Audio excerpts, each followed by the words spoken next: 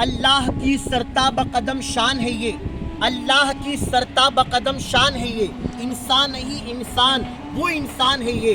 قرآن تو بتاتا ہے ایمان انہیں، اور ایمان یہ کہتا ہے میری جان ہے یہ۔ زمین و زماں تمہارے لیے، مکین و مکا تمہارے لیے، چنین و چنا تمہارے لیے، بنے دو جہاں تمہارے لیے۔ یا رسول اللہ صلی اللہ علیہ وسلم، دہن میں زباں تمہارے لیے، بدن میں ہے جاں تمہارے لیے، ہم آئے یہاں تمہارے لیے، اٹھے بھی وہاں تمہارے لیے۔ میرے پیارے آقا صلی اللہ علیہ وسلم کی پیارے دیوانوں، رب تعالیٰ نے پوری دنیا بنائی ہے اپنے حبیب صلی اللہ علیہ وسلم کے صدقے میں۔ ہم ہوئے، تم ہوئے کہ میر ہوئے، سبھی ان زلفوں کے اسیر ہوئے، اور وہ جو نہ تھے تو کچھ نہ تھا، وہ جو نہ ہو تو کچھ نہ ہو۔ جان ہے وہ جہان کی، جان ہے تو جہان ہے۔ میرے آقا صلی اللہ علیہ وسلم سے محبت یہ جان ایمان ہے۔ وہ بندہ اس وقت تک کہ مومن ہو ہی نہیں سکتا جس کے دل میں میرے آقا علیہ السلام کی محبت نہ ہو، کہ خود رحمت عالم صلی اللہ علیہ وسلم نے فرمایا لا یؤمنون احدکم حتی اکون احب الیہ من والدہ وولدہ والناس اجمعین۔ آقا کریم صلی اللہ علیہ وسلم فرماتے ہیں تم میں سے کوئی اس وقت تک کہ مومن کامل ہو ہی نہیں سکتا جب تک کہ اس کے دل میں میری محبت اپنے ماں باپ سے زیادہ، اپنے بیوی بچوں سے زیادہ، مال سے زیادہ، یہاں تک کہ اپنی جان سے زیادہ نہ ہو۔ میرے پیارے آقا صلی اللہ علیہ وسلم کے پیارے دیوانوں، حال ہی میں ایک گستاخ، ایک مردود، ایک ملعون شیطان خبیث نے میرے آقا علیہ السلام کی شان مبارکہ میں توہین کی۔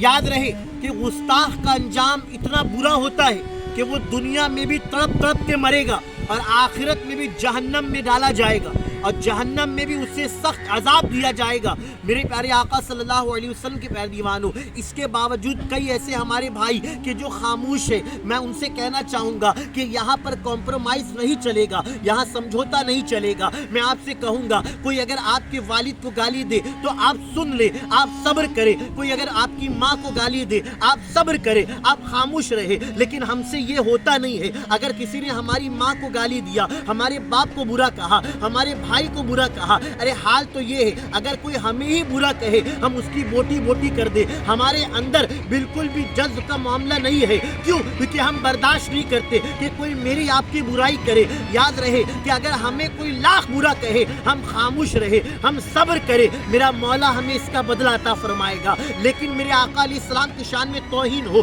اور ہم خاموش رہے، ہمارا کیسا ایمان ہے؟ ارے ایمان اس کا ہے بھی کہ نہیں جو میرے آقا علیہ السلام کی شان میں توہین ہوتا ہوا دیکھے اور خاموش رہے اور کہے کہ یہ ہو رہا ہے، اللہ دیکھ رہا ہے۔ ہم کہیں گے کہ آپ بھی کچھ قدم اٹھائے۔ گستاخ نبی کی ایک سزا، سر تن سے جدا، سر تن سے جدا، یہ نعرے کو بلند کرو۔ اپنے گھر کے بچے کو کہو کہ بیٹا جو حضور کا نہیں وہ ہمارا نہیں ہوگا۔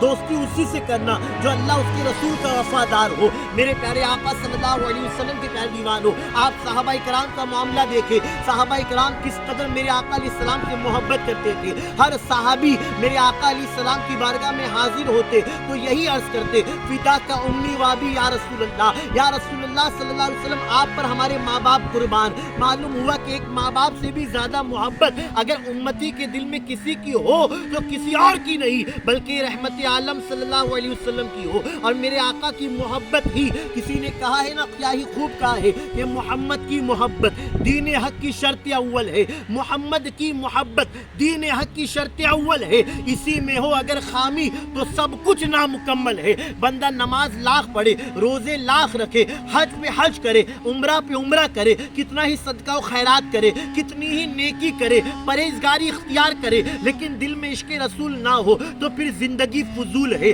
کیونکہ محبت رسول میں موت بھی قبول ہے، اور جو ہو نہ عشق مصطفیٰ تو زندگی فضول ہے۔ صدیق اکبر رضی اللہ عنہ میرے آقا علیہ السلام کی بارگاہ میں حاضر ہوتے ہیں۔ ایک مرتبہ جب حاضر ہوئے، آستین چڑھی ہوئی ہے، چہرے پر غصہ جلال ہے، آنکھ بالکل لال ہے، میرے آقا علیہ السلام کی بارگاہ اقدس میں حاضر ہوتے ہیں۔ میرے آقا فرماتے ابو بکر کیا بات ہے، بالکل جلال میں ہو، بہت غصے کے عالم میں ہو، بہت ہی غصے میں ہو۔ صدیق اکبر عرض کرتے آقا میں ابھی اپنے والد ابو قحافہ کو ایک مکہ مار کے آیا ہوں۔ آقا فرماتے ابو بکر تم نے ایسا کیوں کیا؟ عرض کرتے آقا انہوں نے آپ کی شان میں بے ادبی کے الفاظ کہے، انہوں نے کہا ابو بکر جب دیکھو تم محمد صلی اللہ علیہ وسلم کے ساتھ میں رہتے ہو، بس مجھے برداشت نہیں ہوا، میں نے ابھی اپنے والد کو مکہ مارا ہے۔ اللہ اکبر۔ اکبر، معلوم ہوا کہ باپ سے بھی زیادہ محبت رسول اللہ صلی اللہ علیہ وسلم کی ہو، اور یہ کر کے دکھایا ہے صحابہ کرام کی جماعت نے۔ ایک مرتبہ حضرت عمر فاروق اعظم رضی اللہ تعالیٰ عنہ کی بارگاہ میں جب ایک یہودی ایک منافق یہ دونوں آئے،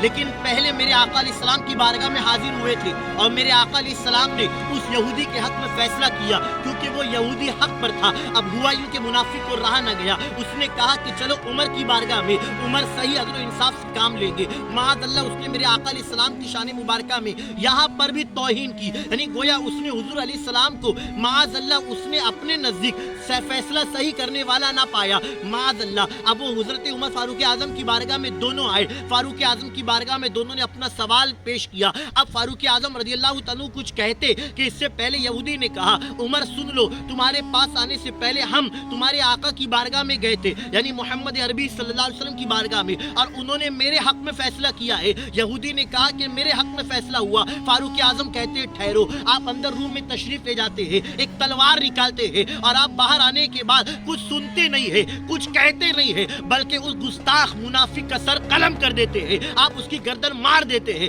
سارے لوگوں میں ایک ہنگامہ مچ جاتا ہے کہ عمر فاروق اعظم نے گویا ایک مسلمان کو قتل کر دیا۔ میرے آقا علیہ السلام کی بارگاہ تک یہ خبر جب پہنچی، آقا نے فرمایا کہ ایسا ہو ہی نہیں سکتا کہ عمر کسی مسلمان کا قتل کرے۔ اب اللہ تعالیٰ نے قرآن پاک میں آیت کریمہ نازل فرمایا، 5ویں پارے کی آیت کریمہ ہے، جس کا آیت کریمہ کا مفہوم ہے کہ جو کوئی اپنے آپس کے جھگڑوں میں رسول اللہ صلی اللہ علیہ وسلم کو اپنا حاکم نہ مانے، فیصلہ کرنے والا نہ مانے، وہ مومن ہو ہی نہیں سکتا۔ معلوم ہوا کہ فاروق اعظم رضی اللہ تعالیٰ عنہ تو اس شخص کو مسلمان ہی نہیں مانتے کہ جس کے دل میں رسول اللہ صلی اللہ علیہ وسلم کی محبت ہی نہ ہو۔ میرے پیارے آقا علیہ السلام کی پیارے دیوانوں، اسی لیے تو آپ نے اس کی گردن کو مار دیا۔ معلوم ہوا کہ جو گستاخ رسول ہو اس کی سزا یہ ہے کہ گستاخ نبی کی ایک ہی سزا، سرتن سے جدا، سرتن سے جدا۔ عثمان غنی نے ایک بڑھیا کا گلا گھونٹ دیا، جانتے ہو کس لیے؟ عثمان غنی رضی اللہ عنہ وہ صحابی رسول ہے جن کا مزاج بہت نرم تھا،